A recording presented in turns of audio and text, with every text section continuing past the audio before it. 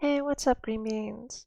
I decided to make a teeny little mini presentation to accompany today's topic, which is going to be something that I have suffered from right when my egg cracked.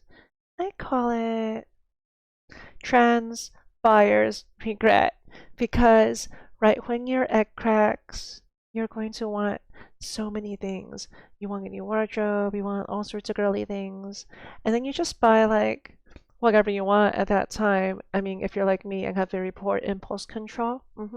But it's okay because, well, we all make mistakes. This is part of growing, and uh, these purchases are going to range from very small to very big.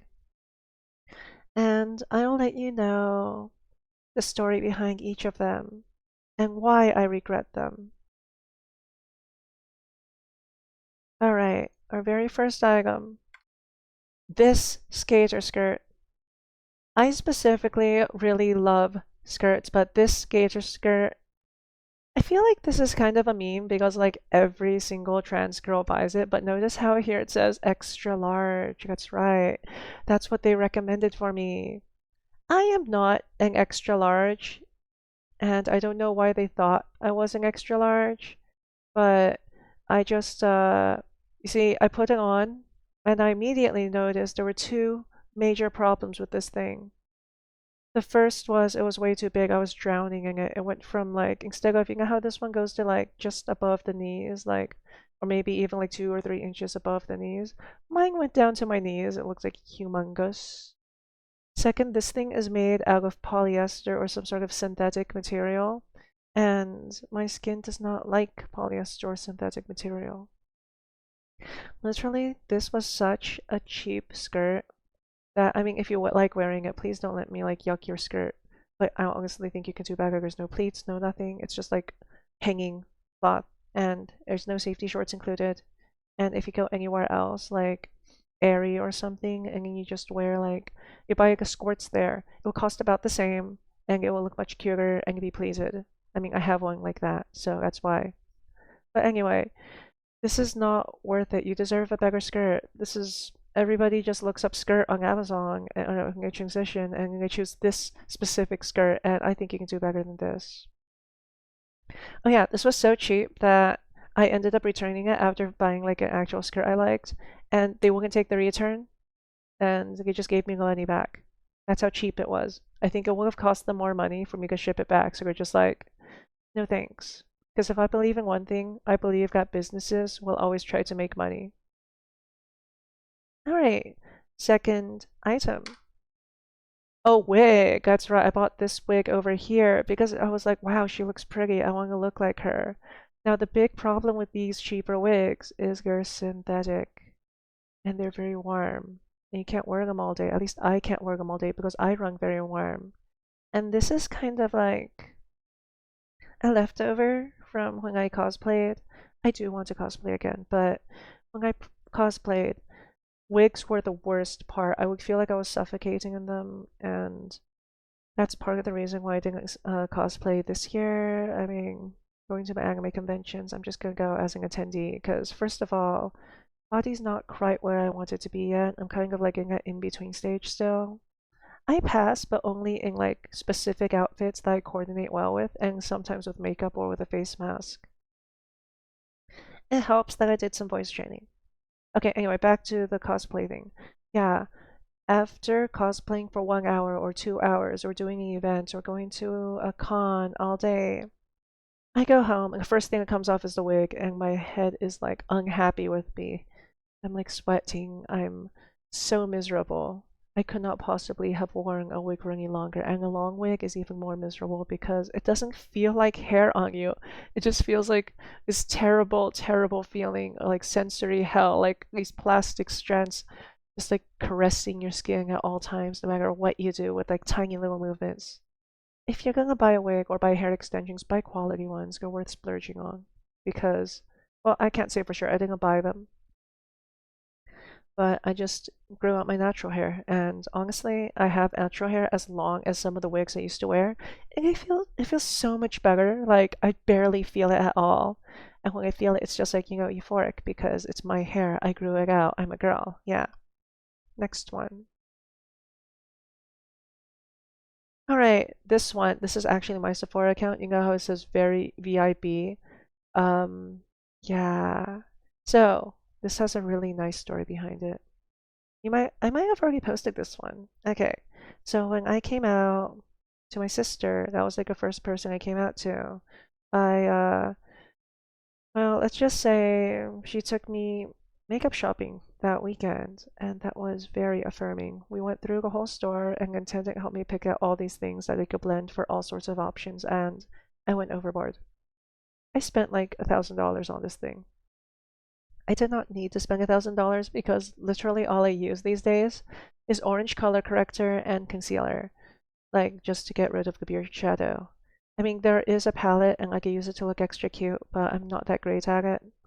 I bought makeup sponges that I didn't really know how to use, and I didn't even soak them in water first. And the brushes were good. The brushes were a great investment.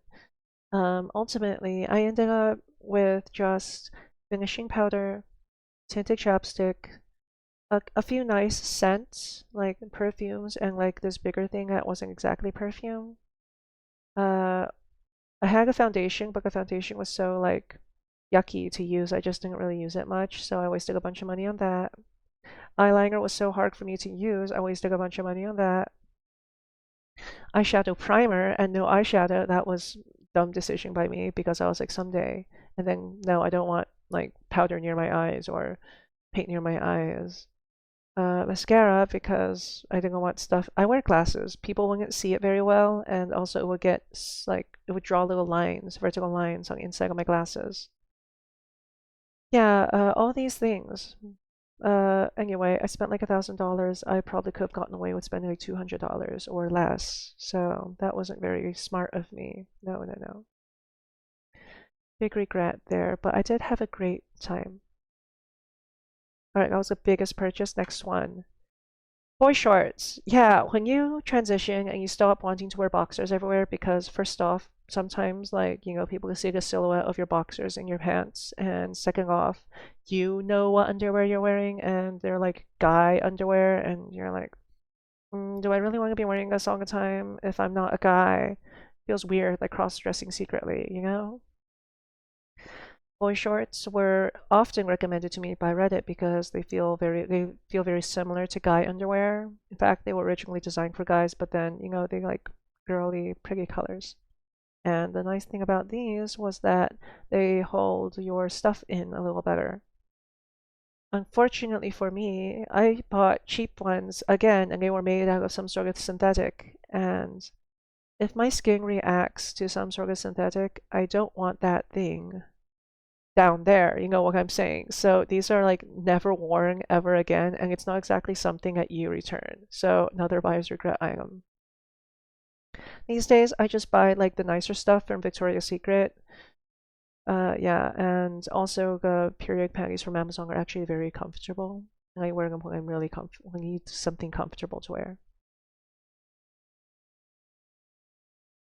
Chokers, because yeah. Anyway, when you want to start trying girly stuff out, I highly recommend trying cheap pieces of jewelry. And this was probably as cheap as they could find. Some would say too cheap because do you see how flimsy this chain is? My neck was bigger than average, so I ended up stretching this chain to basically its limit. I had like no possible way of practicing a tiny little hook and coordination that comes with that chain. So guess what happened? When trying to take them off, half of these broke, and the rest of them were not thick enough for me to actually want to wear them. So yes, it was only $5, but that's $5 I don't have any value of from anymore. Luckily, it was really cheap. These days, I do have a nicer choker I paid a little more for, but also from Amazon, so it's also still pretty cheap. I don't wear it very often because you can't really wear them to work if you have to dress professionally. And I still overheat, and having like this thing catching sweat around my neck is kind of gross. I do wear lots of necklaces sometimes though. I have like a little collection. Nail polish, very gender affirming. very time consuming, at least until I figured out that gel and UV nail polish is a lot faster. So I bought the slow drying stuff and I started collecting colors before that though. So I have a whole bunch of nail polish I don't really use anymore. It's slower, it's messier, and it's less even than gel.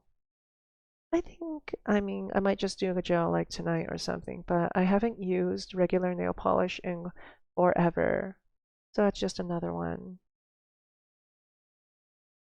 Lastly, well, when you transition and you're like, well, I need to have smooth, girly legs, you're like, women shave their legs. I'm gonna go shave my legs. I'm gonna buy a woman's shaving razor, and it's gonna be pink and gender affirming. Overall, it's not actually a bad idea, and the few times I did use this, I was quite happy with it. The problem is, my leg hair was a lot denser than most women get, and it grew back really quickly. And I basically shave, and then the next day it would be visible again, or the next 2 days it would be like scratchy and itchy the entire time. What actually ended up working really well for me was an epilager. I used a Brong Silk Epi 9 or something. Yeah, that one was very good. And because I bought that, this thing sat unused forever until it collected so much gross stuff I threw it away. I know, because you see I got a little yellow thing next to it. That's a little sticker that you're supposed to put on the side of your shower, and then you can grab this. It's like a magnetic wall clip, right? So you clip this next to your shower, and you take it off your shower, and he's just like, down your legs. But the problem here with me was, I didn't really use it because, epilator, and then there was just another thing next to the shower for gross things to catch on. So yeah, I can't have that. I think that's the end. Let me go check if there's anything else. Nope, that was the end. Very good. You got through it. This was just a few things I really regret from the early transition purchases. They're not necessarily mistakes. They might work for some people. It just didn't work for me. If you have anything you want to talk about, or did you buy anything that you really regret early on, please let me know. Note that I didn't put HRT on here because even the most absurdly overpriced HRT I bought was still worth it. Okay, bye.